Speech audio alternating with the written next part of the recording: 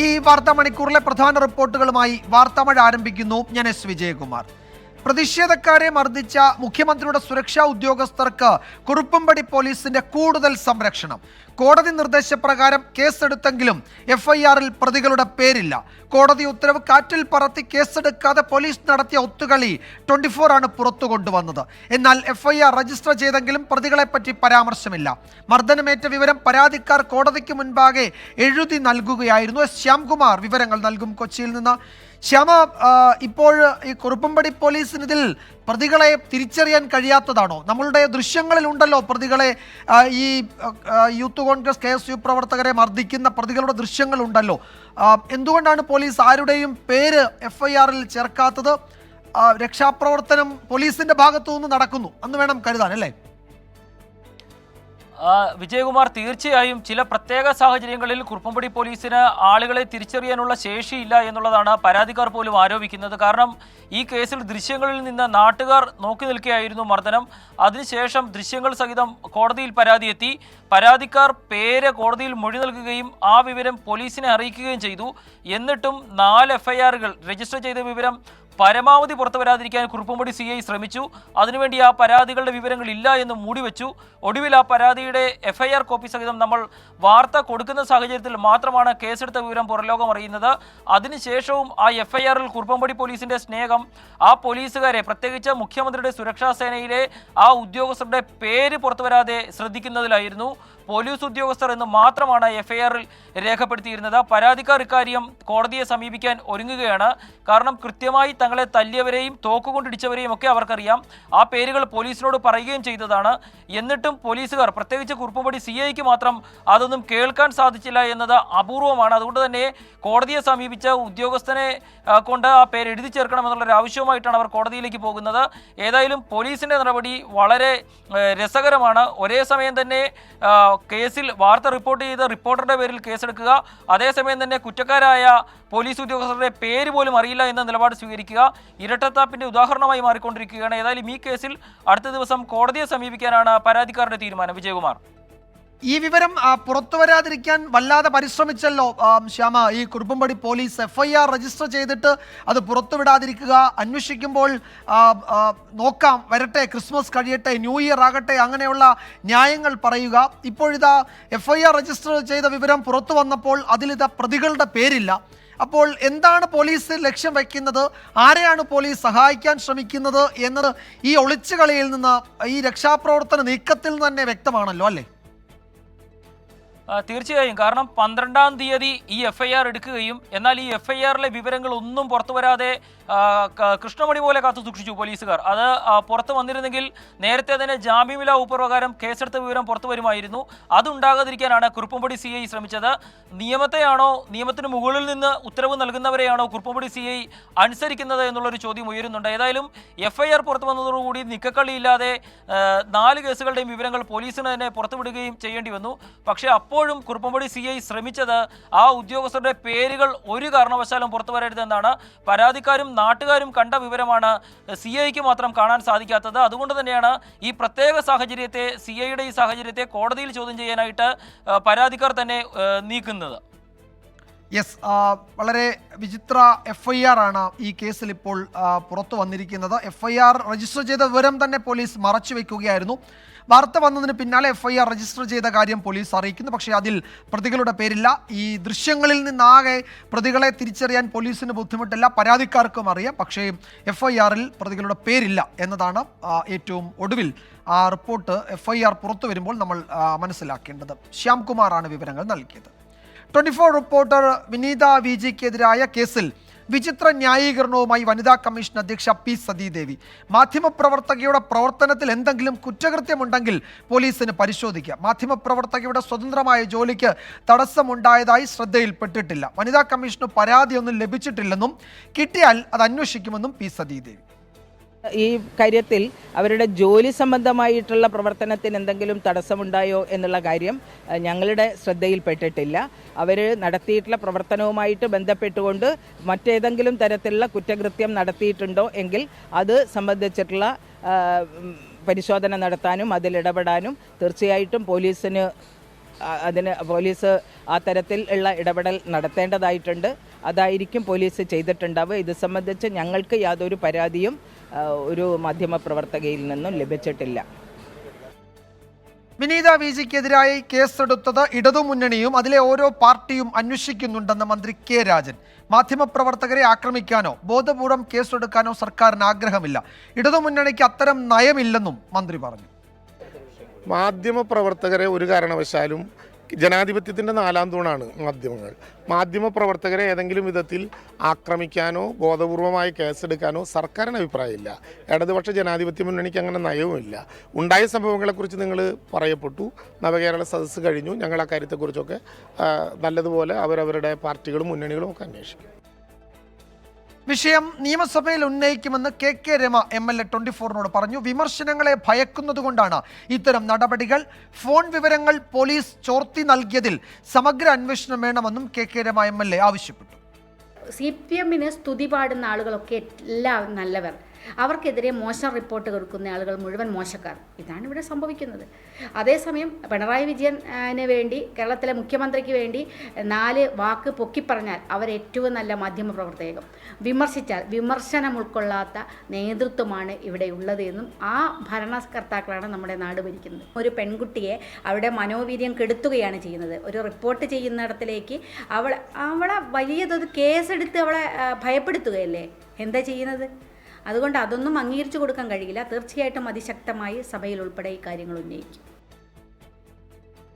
കുറുപ്പമ്പടി പോലീസിന്റേത് കുപ്രസിദ്ധമായ നടപടിയെ നീട്ടി മുഹമ്മദ് ബഷീർ MP വിമർശിച്ചു. കള്ളക്കേസ് ഉടൻ പിൻവലിക്കണമെന്ന് ശശി തരൂർ MPയും ആവശ്യപ്പെട്ടു. ഇവർ വിചാരിക്കുന്ന എല്ലാ ഏകാധിപതികളും അങ്ങനെയാണ്. അവർക്കെതിരായിട്ട് എന്തെങ്കിലും സംസാരിച്ചാൽ അവർക്കെതിരായിട്ട് കള്ളക്കഥ ഉണ്ടാക്കുക എന്ന് പറയുന്നത് നരേന്ദ്രമോദിൻ്റെ ഒരു പ്രധാന ശൈലിയാണ്. ആ ശൈലി പിൻപറ്റിയാണ് ഇവിടെ പിണറായി വിജയനും ഗവൺമെൻറ്റും മുന്നോട്ട് പോയിക്കൊണ്ടിരിക്കുന്നത്. അത് അംഗീകരിക്കാൻ കഴിയാത്ത കാര്യമാണ്. ഈ വനിതാ റിപ്പോർട്ടർക്കെതിരായിട്ട് ഇപ്പോൾ കേസ് ചുമത്തിയ സംഗതി തീർച്ചയായിട്ടും അപലപനീയമാണ്. ഇവരെത്ര ദുഷ്ചെയ്തി ചെയ്താൽ പോലും ഇവരുടെ ചെയ്തികളിലുള്ള ജനങ്ങളുടെ പ്രതിഷേധം ഉയർന്നു വരിക തന്നെ ചെയ്യും എന്നാണ് എനിക്ക് പറയാനുള്ളത്. ഇത് മഹാമോശമാണ്. ഇതിനെക്കുറിച്ച് എനിക്ക് ഒരൊറ്റ അഭിപ്രായമേ ഉള്ളൂ. സർക്കാർ ഈ കേസ് പിൻവലിക്കണം. ഈ നവകേരളയെക്കുറിച്ച് സംസാരിക്കുന്ന ഒരു സംസ്ഥാനം, നവകേരള ആദ്യത്തെ ഒരു അടയാളമാണോ ഇത്? മാധ്യമപ്രവർത്തകർ ഇതിൽ കേസ് നടത്തുന്നത് മഹാമോശമായി പോയി. ഇതിനെ പിൻവലിക്കണമെന്നാണ് എൻ്റെ അഭ്യർത്ഥന. ഇപ്പോൾ വരുന്ന മറ്റൊരു റിപ്പോർട്ടിലേക്ക്. രാഷ്ട്രപിതാവിനെ അപമാനിച്ച് നിയമവിദ്യാർത്ഥിയായ SFI നേതാവ് മഹാത്മാഗാന്ധിയുടെ പ്രതിമയിൽ കൂളിംഗ് ഗ്ലാസ് വെച്ച് വീഡിയോ എടുത്തു.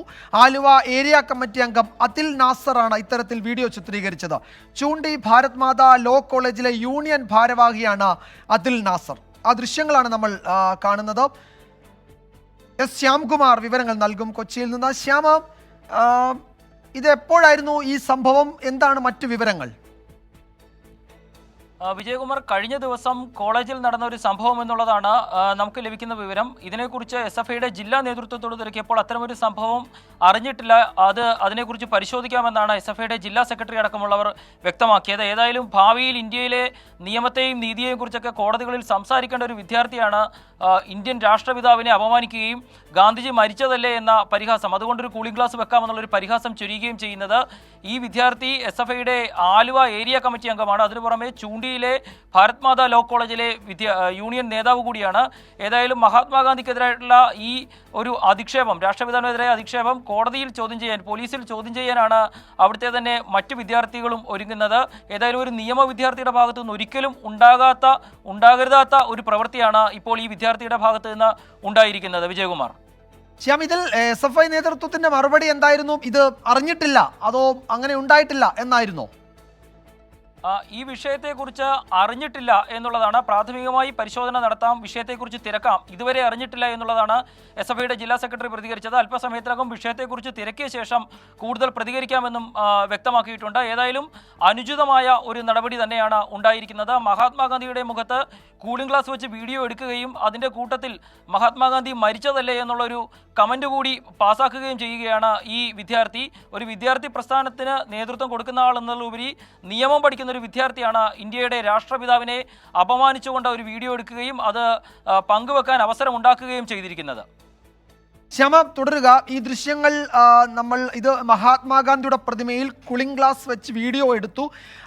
ആലുവ SFIയുടെ ഏരിയ കമ്മിറ്റി അംഗം അദിൽ നാസറാണ് ഈ വീഡിയോയിൽ നമ്മൾ കാണുന്നയാൾ. ഇത് ചൂണ്ടി ഭാരത് മാതാ ലോ കോളേജിലാണ് സംഭവം. ആ കോളേജിലെ യൂണിയൻ ഭാരവാഹി കൂടിയാണ് അദിൽ നാസർ. ഈ അദിൽ നാസർ നിയമ വിദ്യാർത്ഥി കൂടിയാണ് എന്നത് നമ്മൾ ഈ ഘട്ടത്തിൽ പ്രത്യേകം ഓർക്കേണ്ടതുണ്ട്. രാഷ്ട്രപിതാവിനെ അപമാനിച്ച നിയമ വിദ്യാർത്ഥിയാണ് ഈ SFIയുടെ നേതാവ്. അയാൾ യൂണിയൻ ഭാരവാഹിയാണ്. SFIയുടെ സംഘടനാ ചുമതലകളുള്ള നേതാവ് കൂടിയാണ്. ശ്യാമ, ഇതിൽ ഈ ദൃശ്യങ്ങൾ പുറത്തു വന്നു. നമ്മൾ ഇത് ഇത് ജനങ്ങൾ കാണുന്നുണ്ട് ഈ ദൃശ്യങ്ങൾ. ഇനിയിപ്പോൾ ഇത് കണ്ടിട്ടില്ല, അറിഞ്ഞിട്ടില്ല. നേരത്തെ കുറുപ്പുംപടി പോലീസ് ഈ പ്രതികളെ പറ്റി ഒരു വിവരവുമില്ല എന്ന് FIR-ൽ പറയുന്നത് പോലെ SFIക്ക് പറഞ്ഞൊഴിയാൻ കഴിയില്ലല്ലോ. ഈ ദൃശ്യങ്ങളിൽ ഈ അദിൽ നാസർ എന്ന പ്രതിയുണ്ട്, അല്ലെങ്കിൽ ഈ ആരോപണ വിധേയനായ ആളുണ്ട്.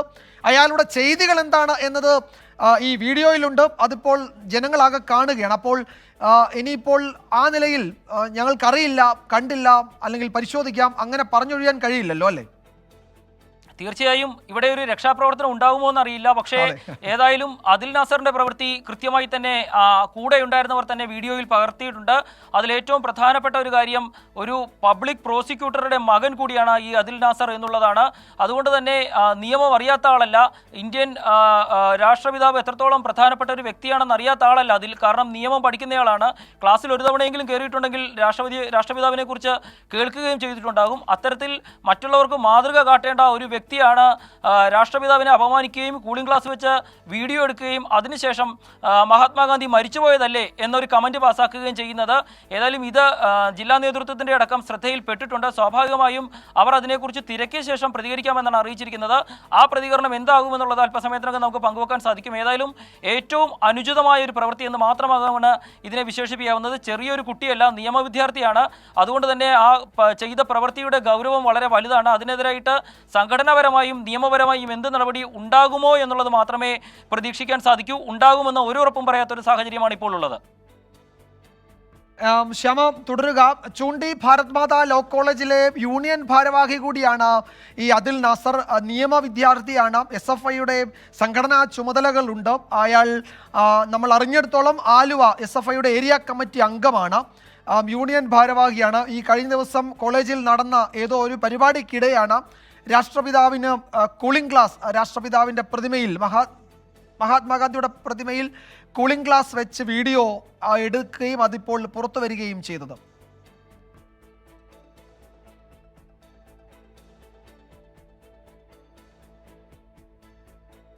ഇപ്പോൾ അലോഷ്യസ് സേവ്യർ KSU സംസ്ഥാന പ്രസിഡന്റ് ടെലിഫോൺ ലൈനിൽ ചേരുന്നുണ്ട്. ശ്രീ അലോഷ്യസ് സേവ്യർ, ഈ ദൃശ്യങ്ങൾ താങ്കൾ കണ്ടിരുന്നോ? നിങ്ങളുടെ ശ്രദ്ധയിൽപ്പെട്ടിരുന്നോ? ഈ നിലയിലുള്ള ഒരു SFI നേതാവിൻ്റെ, ഒരു പ്രവർത്തകനല്ല, പ്രാദേശിക നേതാവാണ്, സംഘടനാ ചുമതലയുള്ള ഒരാളാണ്. ചൂണ്ടി ഭാരത് മാതാ ലോ കോളേജിലാണ് ഈ സംഭവം. ഈ ദൃശ്യങ്ങൾ നേരത്തെ ശ്രദ്ധയിൽപ്പെട്ടിരുന്നോ? ശ്രദ്ധയിൽപ്പെട്ടിരുന്നു. ഇത് ശ്രദ്ധയിൽപ്പെട്ട ഉടനെ തന്നെ ഞങ്ങൾ ഇതിൽ പരാതി ഉൾപ്പെടെ നമ്മൾ എടത്തല സ്റ്റേഷനിൽ നമ്മൾ പരാതി നൽകിയിരുന്നു. പക്ഷെ പരാതി പോലും എടുക്കാത്ത തരത്തിലാണ് അവിടുത്തെ പോലീസ് അധികാരികളുടെ ഭാഗത്തുനിന്ന് ഉണ്ടായ ഒരു സമീപനം. എന്താ പോലീസിന്റെ നിലപാട്? എന്താ പരാതി കൊടുക്കാൻ എത്തിയപ്പോൾ എന്താണ് പോലീസ് പറയുന്നത്? പരാതി എടുക്കാൻ സാധിക്കില്ല, നിങ്ങൾ കോടതി മുഖാന്തരം നിങ്ങൾ ഇതിന്റെ എന്താണെന്ന് വെച്ച് കഴിഞ്ഞാൽ ചെയ്തോളൂ എന്നുള്ള ഒരു തരത്തിലാണ് അവിടുന്ന് ലോക്കൽ സ്റ്റേഷനിൽ നിന്ന് പറഞ്ഞത്. അപ്പോൾ ഇത് നിയമപരമായ പോരാട്ടത്തിന് കേസിക്കുകയാണ്. ഇത് ആദ്യത്തെ സംഭവമല്ല. നിരവധിയായിട്ടുള്ള ഇത്തരത്തിലുള്ള രാഷ്ട്രപിതാവിനെ അല്ലെങ്കിൽ ദേശീയ ഗാനത്തെ ഉൾപ്പെടെ അധിക്ഷേപിക്കുന്ന SFIയുടെ ഭാഗത്തുനിന്നുള്ള പ്രശ്നങ്ങൾ 1-2 വർഷത്തിനകം തന്നെ എറണാകുളം നിർമ്മല കോളേജിൽ സമാനമായിട്ടുള്ള വിഷയങ്ങളെല്ലാം ഉണ്ടായിരുന്നു. ഇതിൽ സംഘടന SFI നിലപാട് പറയണമെന്നൊരു ആവശ്യം KSU ഈ സാഹചര്യത്തിൽ മുന്നോട്ട് വയ്ക്കുകയാണ്. ഒപ്പം ശക്തമായിട്ടുള്ള നിയമ പോരാട്ടങ്ങളുമായി ഞങ്ങൾ മുന്നോട്ട് പോകാൻ തന്നെയാണ് ഞങ്ങളുടെ തീരുമാനം. അല്ല, ഇപ്പോൾ ഇത് ഇടത്തല പോലീസിൽ പരാതി സ്വീകരിച്ചില്ല, അപ്പോൾ കോടതിയിലേക്ക് പോകേണ്ടി വരും. അങ്ങനെയാണെങ്കിൽ നേരത്തെയൊക്കെ നടന്നതുപോലെ ഇത്തരം സംഭവങ്ങളിൽ നേരത്തെ ഈ ഭരണഘടനയെ അധിക്ഷേപിച്ച് സംസാരിച്ച ഒരു കേസ് ഒരു മന്ത്രിയുടെ ഭാഗത്തുനിന്ന് ഉണ്ടായപ്പോഴും കോടതി വഴിയാണ് അതിൽ ചില ഇടപെടലുകളൊക്കെ ഉണ്ടായതല്ലേ? അപ്പോൾ അതിന് സമാനമായ നീക്കം നടത്തേണ്ടി വരുമെന്ന് തോന്നുന്നു ഈ വിഷയത്തിലും. പോലീസ് എന്തായാലും കേസ് എടുക്കുന്നില്ലെങ്കിൽ തീർച്ചയായിട്ടും അത്തരത്തിൽ തന്നെ. കാരണം പ്രാദേശിക സ്റ്റേഷനിൽ ചെന്ന് കഴിഞ്ഞപ്പോൾ പരാതി അവർ സ്വീകരിക്കുമ്പോൾ അവർ പറയുന്നു, ഞങ്ങൾ FIR ഇട്ടില്ല, FIR ഇട്ട് ഞങ്ങൾക്ക് മുന്നോട്ട് പോകാൻ ഞങ്ങൾക്ക് സാധിക്കില്ല, നിങ്ങൾ കോടതി മുഖാന്തരം എന്തെങ്കിലും ഇടപെടലുകൾ നടത്തണമെങ്കിൽ ചെയ്തോളൂ എന്ന് പറയുമ്പോൾ എത്തരത്തിലാണ് അവിടെ പ്രാദേശികമായിട്ടുള്ള SFI നേതാവിന് വേണ്ടി അവിടുത്തെ പാർട്ടി സംവിധാനങ്ങൾ അല്ലെങ്കിൽ അവിടുത്തെ പോലീസ് സ്റ്റേഷനുകൾ ഉൾപ്പെടെ അതിൽ ഇടപെടുന്നത് എന്നതിൽ വ്യക്തമാണ്. ഇത്തരത്തിൽ രാഷ്ട്രപിതാവിനെ അപമാനിക്കുക, ദേശീയ ഗാനത്തെ അപമാനിക്കുക, ഇതെല്ലാം ഒരു സ്ഥിരം തൊഴിലായി SFI മുന്നോട്ട് പോകുന്ന ഒരു സാഹചര്യമാണ് നിലവിലുള്ളത്. അതിനെതിരെ ശക്തമായിട്ടുള്ള പ്രതിഷേധം രൂപപ്പെടേണ്ടതുണ്ട്. ഇത് RSS ചെയ്യുന്ന അല്ലെങ്കിൽ ABVP ചെയ്യുന്നതിന് സമാനമായിട്ടുള്ള രീതിയിൽ രാഷ്ട്രപിതാവിന്റെ നെഞ്ചത്തേക്ക് വെടിയുതിർക്കുക, അത്തരത്തിലുള്ള സമാനമായിട്ടുള്ള ഒരു അധിക്ഷേപമായി തന്നെ നമ്മൾ ഇതിനെ കാണേണ്ടതുണ്ട്. ഇതിൽ ശക്തമായിട്ടുള്ള പ്രതിഷേധം KSU സംസ്ഥാന കമ്മിറ്റിയുടെ ഈ വിഷയത്തിൽ രേഖപ്പെടുത്തുകയാണ്. യെസ്, അലോഷ്യസ് സേവ്യർ KSU സംസ്ഥാന അധ്യക്ഷനാണ് പ്രതികരിച്ചത്. ഇടത്തല പോലീസിൽ പരാതി നൽകിയെങ്കിലും പരാതി പോലീസ് സ്വീകരിച്ചില്ല. കോടതിയിൽ പോകൂ എന്നാണ് അത്രയും പരാതി നൽകാനെത്തിയ KSU പ്രവർത്തകരോട് എറണാകുളത്ത് ഇടത്തല പോലീസ് അറിയിച്ചത്. അതിൻ്റെ അടിസ്ഥാനത്തിൽ കോടതിയിലേക്ക് പോകാനാണ് KSU തീരുമാനിച്ചിരിക്കുന്നത് എന്നാണ് അലോഷ്യസ് സേവ്യർ അറിയിച്ചത്. ഇപ്പോൾ ABVPയുടെ സംസ്ഥാന സെക്രട്ടറി ശ്രീഹരി ടെലിഫോൺ ലൈനിലുണ്ട്. ശ്രീഹരി, ഈ ദൃശ്യങ്ങൾ നിങ്ങളുടെ ശ്രദ്ധയിൽപ്പെട്ടിരുന്നോ? ഇതിൽ ആ ഘട്ടത്തിൽ ഇത് ശ്രദ്ധയിൽപ്പെട്ടപ്പോൾ തന്നെ KSU നിയമ നടപടിക്ക് ഒരുങ്ങുകയും ചെയ്തിട്ടുണ്ട്. നിങ്ങളുടെ ശ്രദ്ധയിൽപ്പെട്ടിരുന്നോ ഈ ദൃശ്യങ്ങൾ? നമ്മുടെ ശ്രദ്ധയിൽ 24 ന്യൂസ് ഈ വിഷയം പുറത്തു കൊണ്ടുവന്ന സമയത്താണ് ഈ വിഷയം ശ്രദ്ധപ്പെട്ടത്. അതില് SFI കഴിഞ്ഞ കാലങ്ങളിൽ ചെയ്തു വെച്ച അല്ലെങ്കിൽ ക്യാമ്പസുകളിൽ അനുവർത്തിച്ചു പോരുന്ന കാര്യങ്ങളാണ് ഇതൊക്കെ തന്നെ. എങ്ങനെയും രാജ്യത്തെ അപമാനിക്കുക, രാഷ്ട്രപിതാവിനെ അപമാനിക്കുക, രാഷ്ട്രവുമായി ബന്ധപ്പെട്ട ബിംബങ്ങളെ അപമാനിക്കുക, ഇത് SFI കഴിഞ്ഞ കാലങ്ങളിൽ ചെയ്തു പോന്നിട്ടുള്ളതാണ് ക്യാമ്പസിൽ. അത് അവരുടെ ഒരു കൾച്ചറിന്റെ ഭാഗമാണ്. കഴിഞ്ഞ ദിവസം ചാലക്കുടിയിൽ വെച്ചിട്ട് SFIയുടെ നേതാവ് ഇവിടുത്തെ പോലീസിനെ അടക്കം വെല്ലുവിളിക്കുന്ന വീഡിയോ ഒക്കെ നമ്മൾ കണ്ടു. അതില് അദ്ദേഹം കൃത്യമായിട്ട് പറയുന്നുണ്ട് SFI സംസ്കാരമില്ലാത്തവരാണ് എന്ന്. നിങ്ങൾ പറഞ്ഞാലും നമുക്ക് പ്രശ്നമില്ല എന്നുള്ളത്. ഇത്തരത്തിൽ രാഷ്ട്രപിതാവിനെയൊക്കെ അപമാനിച്ചുകൊണ്ട് അല്ലെങ്കിൽ ഇത്തരത്തിൽ കൂളിംഗ് ക്ലാസ് വെച്ച് സാമൂഹ്യ മാധ്യമങ്ങളിലടക്കം അപമാനിക്കുന്ന രീതിയിൽ പെരുമാറുന്ന SFIക്കെതിരെ ശക്തമായ നിയമ നടപടിയായിട്ട് മുന്നോട്ട് പോകും. അതിനു വേണ്ടിയിട്ടുള്ള കാര്യങ്ങൾ ABVPയുടെ ഭാഗത്തുനിന്നുണ്ടാവും. നമ്മൾ കഴിഞ്ഞ കുറെ കാലങ്ങളായിട്ട് കാണുന്നതാണ്. ക്യാമ്പസുകൾക്ക് പ്രിൻസിപ്പളിനെതിരെ ആയാലും വിക്ടോറിയ ക്യാമ്പസിനകത്ത് പ്രിൻസിപ്പളിന് കുഴിമാടം ഒരുക്കിയതും, മഹാരാജ് കോളേജിൽ പ്രിൻസിപ്പളിന്റെ കസേര കത്തിച്ച വിഷയം, കാഞ്ഞങ്ങാട് നെഹ്റു കോളേജിൽ ആദരാഞ്ജലി പോസ്റ്ററുകൾ അർപ്പിച്ച വിഷയം, അത്തരത്തില് എല്ലാ തരത്തിലും വിദ്യാർത്ഥികൾക്ക് ഒരു തരത്തിലും മോഡലാക്കാൻ പറ്റുന്ന മാതൃകാപരമല്ലാത്ത പ്രവർത്തികളാണ് SFIയുടെ ഭാഗത്ത് ക്യാമ്പസുകളിൽ ഉണ്ടാകുന്നത്. ഈ വിഷയം ഇതിൽ ഒരു പ്രേക്ഷകൻ ഇപ്പോൾ പറയുന്നു, ഗാന്ധിജിയെ പ്രതീകാത്മകമായി വെടിവെച്ച് അതിൽ സന്തോഷം പ്രകടിപ്പിച്ചവരുടെ അതേ മാനസികാവസ്ഥ തന്നെയാണ് SFIക്കും എന്നത്. അപ്പോൾ സംഘപരിവാർ സംഘടനകളെ കൂടി ലക്ഷ്യം വെച്ചാണ് ആ പ്രേക്ഷകന്റെ യൂട്യൂബ് കമന്റ് എന്ന് തോന്നുന്നു. അത് ആയിരിക്കാം. എങ്ങനെയാണ് ഗാന്ധിവധം സംഘപരിവാറിനായിട്ട് അല്ലെങ്കിൽ ഈ വിഷയമായി സംഘപരിവാറിനെ ബന്ധിപ്പിച്ചതെന്ന് എനിക്ക് മനസ്സിലാവുന്നില്ല. ഗാന്ധിവധത്തെ കൃത്യമായിട്ടുള്ള എതിർത്തുകളാണ് സംഘപരിവാർ അല്ല ചെയ്തതെന്ന് ഇവിടുത്തെ പരമോന്നത നീതിപീഠം വിധി കൽപ്പിച്ചിട്ടുള്ളതാണ്. അല്ല, അത് വേറൊരു വിഷയം. ഞാൻ ഈ ഒരു പ്രതികരണം ചൂണ്ടിക്കാട്ടിയെന്നുള്ള. എന്തായാലും ABVP സംസ്ഥാന സെക്രട്ടറി അറിയിക്കുന്നത് അവരും നിയമ നടപടി സ്വീകരിക്കുമെന്നതാണ്. എന്തായാലും നന്ദി ശ്രീഹരി പ്രതികരിച്ചതിന്. ഈ ദൃശ്യങ്ങൾ ഒരുപക്ഷെ വല്ലാതെ അസ്വസ്ഥതയുണ്ടാക്കുന്നതാണ്. രാഷ്ട്രപിതാവിനെ ഒരു കോളേജ് ക്യാമ്പസിൽ ഒരു നിയമ വിദ്യാർത്ഥി, ഒരു SFIയുടെ നേതാവ്, അദ്ദേഹം അപമാനിക്കുകയാണ്, അവഹേളിക്കുകയാണ്. അദ്ദേഹം മഹാത്മാഗാന്ധിയുടെ പ്രതിമയിൽ കൂളിംഗ് ഗ്ലാസ് വെച്ചാണ് ഒരു വീഡിയോ എടുത്തത്. ആലുവ SFIയുടെ ഏരിയ കമ്മിറ്റി അംഗം അദിൽ നാസറാണ് ആ ദൃശ്യങ്ങളിലുള്ളത്. ഈ വീഡിയോ ചിത്രീകരിച്ചു, പിന്നീട് അത് പുറത്തു വന്നു. ഇത് ചൂണ്ടി ഭാരത് മാതാ ലോ കോളേജിലെ യൂണിയൻ ഭാരവാഹി കൂടിയാണ് അദിൽ നാസർ. നിയമ വിദ്യാർത്ഥിയാണ്, സംഘടനാ പ്രവർത്തകനാണ്, യൂണിയൻ ഭാരവാഹിയാണ്. സർവോപരി ഇത്രയും മുതിർന്ന ഒരു വിദ്യാർത്ഥി ഒരു കാരണവശാലും അംഗീകരിക്കാൻ കഴിയാത്ത ഒരു ചെയ്തി അയാളിൽ നിന്നുണ്ടായിരിക്കുന്നു. വലിയ പ്രതികരണങ്ങൾ ഉയർന്നു വരുന്നുണ്ട്. പോലീസിന്റെ ശ്രദ്ധയിൽ ഇത് പെടുത്തിയപ്പോൾ കോടതി വഴി പറഞ്ഞാലേ എന്തെങ്കിലും ചെയ്യാൻ കഴിയൂ എന്നതാണ് എറണാകുളം ജില്ലയിലെ ആലുവയ്ക്കടുത്തുള്ള എടത്തല പോലീസ് അറിയിച്ചിരിക്കുന്നത് എന്നുകൂടി ഈ ഘട്ടത്തിൽ KSU സംസ്ഥാന പ്രസിഡന്റ് നമ്മളോട് സംസാരിച്ചപ്പോൾ പറഞ്ഞു. ശ്യാംകുമാറാണ് ഈ വാർത്തയുടെ വിവരങ്ങൾ നൽകിയത്. വാർത്താമഴ തുടരും, ഇടവേളയ്ക്ക് ശേഷം. വാർത്താമഴ തുടരുന്നു. ശബരിമലയിൽ വൻ ഭക്തജന പ്രവാഹം. ദർശനത്തിനായി ഇന്നും മണിക്കൂറുകൾ നീണ്ട ക്യൂ ആണ്. തങ്കയങ്കി വഹിച്ചുള്ള ഘോഷയാത്ര ഉച്ചയോടെ പമ്പയിലെത്തും. ഘോഷയാത്ര കടന്നു പോകുന്നതിൻ്റെ ഭാഗമായി നിലയ്ക്കലിലും പമ്പയിലും നിയന്ത്രണമുണ്ട്. നാളെയാണ് മണ്ഡല പൂജ. അതേസമയം ശബരിമലയിലെ 39 ദിവസത്തെ വരുമാനം 204 കോടി രൂപയെന്ന് Thiruvithamkoor Devaswom board president PS Prashanth അറിയിച്ചു. കഴിഞ്ഞ വർഷത്തേതിനേക്കാൾ ഏതാണ്ട് 18 കോടി രൂപയുടെ കുറവുണ്ടായിട്ടുണ്ട് എന്നാണ് ദേവസ്വം ബോർഡ് അറിയിക്കുന്നത്. ഏറ്റവും പുതിയ വിവരങ്ങൾ രാഹുൽ സുരേഷ് സന്നിധാനത്ത് നിന്ന് പങ്കുവയ്ക്കും. രാഹുൽ, ഇപ്പോഴും തിരക്കാണോ? ഈ തങ്കയങ്കി ഘോഷയാത്ര കടന്നു പോകുന്ന സാഹചര്യത്തിൽ നിലയ്ക്കലിലും പമ്പയിലും വലിയ നിയന്ത്രണങ്ങളുണ്ട്. ദീപാരാധന സമയമാകുമ്പോഴേക്കും തീർത്ഥാടകരെ കടത്തിവിടുമോ എന്ന് ഇപ്പോഴും അറിയില്ല. എന്താണ് ഇപ്പോഴത്തെ സാഹചര്യം? വിജയകുമാർ, മണ്ഡലപൂജയുടെ ഭാഗമായുള്ള ഭക്തജന പ്രവാഹം ഇപ്പോഴും തുടരുകയാണ്. കഴിഞ്ഞ 2 ദിവസങ്ങളിലും ദിവസേന 1 ലക്ഷത്തിന് മുകളിൽ ആളുകളാണ് ദർശനം നടത്തിയത്. അതിന് സമാനമായ തിരക്കാണ് ഇന്ന് ഉച്ചവരെ നമുക്ക് ഇവിടെ നിന്നും ദൃശ്യമാവുന്നത്. നിലവിൽ ശബരി പീഠം വരെയാണ് തീർത്ഥാടകരുടെ വലിയ നീണ്ട നിരയുള്ളത്. രാവിലെ അപ്പാച്ചിമേട് വരെ ഉണ്ടായിരുന്നു, പക്ഷേ അത് അല്പം കുറഞ്ഞ് ശബരി പീഠം വരെ ആയിട്ടുണ്ട്. ഉച്ചയ്ക്ക് ശേഷം തിരക്ക് കുറയുമെന്ന പ്രതീക്ഷയിലാണ് ദേവസ്വം ബോർഡ് ഉള്ളത്. അതിന് കാരണം നിലയ്ക്കലിൽ നിന്നും 11 മണിക്ക് ശേഷം തീർത്ഥാടകരെയും ഒപ്പം തന്നെ വാഹനങ്ങളും പമ്പയിലേക്ക് കടത്തിവിടുന്നില്ല. പമ്പയിൽ നിന്നും 1 മണിക്ക് ശേഷം ആളുകളെ മല കയറാൻ അനുവദിക്കുകയുമില്ല. അത് ഈ തങ്കയങ്കി ഘോഷയാത്ര കടന്നു പോകുന്നതിനാൽ അത് സുഗമമായി കടന്നു പോകുന്നതിന് വേണ്ടിയിട്ടാണ് അത്തരത്തിലുള്ള ഒരു ക്രമീകരണം ഏർപ്പെടുത്തിയിട്ടുള്ളത്. അതുകൊണ്ട് തന്നെ ദീപാരാധനയ്ക്ക് മുമ്പ് നിലവിൽ മല കയറുന്ന ആളുകൾക്ക് മുഴുവൻ ദർശനം ഉറപ്പാക്കാനുള്ള ഒരു ശ്രമമാണ് പോലീസിന്റെ ഭാഗത്തു നിന്നും ഉൾപ്പെടെ നടക്കുന്നത്. വൈകിട്ട് 6:30 തങ്കയങ്കി ചാർത്തിയുള്ള ദീപാരാധന നടക്കുക. നാളെ രാവിലെ 10:30 11:30 ഇടയിലാണ് മണ്ഡലപൂജ നടക്കുന്നത്. അതിനുവേണ്ടിയുള്ള എല്ലാ ഒരുക്കങ്ങളും നിലവിൽ പുരോഗമിച്ചുകൊണ്ടിരിക്കുകയാണ്. അതോടൊപ്പം മറ്റൊരു കാര്യം വരുമാനം സംബന്ധിച്ചാണ്. നിലവിൽ വരുമാനം കഴിഞ്ഞ മണ്ഡലകാലത്തെ അപേക്ഷിച്ച് കാര്യമായൊരു കുറവ് വന്നിട്ടുണ്ടെന്നാണ് ദേവസ്വം ബോർഡ് പ്രസിഡന്റായ പി എസ് പ്രശാന്ത് പറഞ്ഞത്. അതായത് 39 ദിവസത്തെ വരുമാനത്തിന്റെ കണക്ക് പുറത്തു വരുമ്പോൾ 18 കോടിയിലധികം രൂപയുടെ കുറവ് വന്നിട്ടുണ്ട്. സന്നിധാനത്തെ ഭക്തജന തിരക്കിന്റെ ദൃശ്യങ്ങളാണ് നമ്മൾ കാണുന്നത്. തങ്ക അങ്കി വഹിച്ചുകൊണ്ടുള്ള ഘോഷയാത്ര സന്നിധാനത്തേക്ക് എത്തുകയാണ്. ഇന്ന് 6:30 തങ്ക അങ്കി ചാർത്തിയുള്ള ദീപാരാധന. മണ്ഡലപൂജ നാളെയാണ്. വലിയ തിരക്കാണ് ഇപ്പോഴും അനുഭവപ്പെടുന്നത്, സന്നിധാനത്ത് മാത്രമല്ല ഇടത്താവളങ്ങളിലും. ഈ റിപ്പോർട്ടോടെ വാർത്താമഴ അവസാനിക്കുന്നു. 24 അഞ്ചിന്റെ വജ്രത്തിളക്കം.